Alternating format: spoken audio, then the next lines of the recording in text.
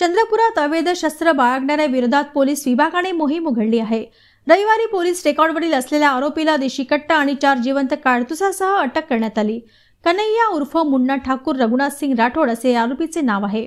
चंद्रपूर जिल्ह्यात अवैध धंदे, अवैध हत्यार बाळगून अनेक घटना घडल्या आहेत। त्यामुळे अशा इसमांची माहिती काढून त्यावर कारवाई करण्याचे आदेश पोलीस अधीक्षक मुमक्का सुदर्शन, अपर पोलीस अधीक्षक रीना जनबंधू यांनी दिले होते।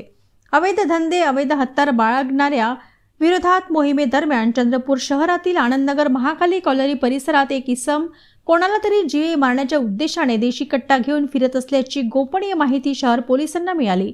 यानुसार पोलीस निरीक्षक प्रभावती एकुरके यांच्या मार्गदर्शनानुसार पोलीस उपनिरीक्षक संदीप बच्छिरे यांच्या पथकाने तात्काळ रवाना होऊन आरोपीला ताब्यात घेतले।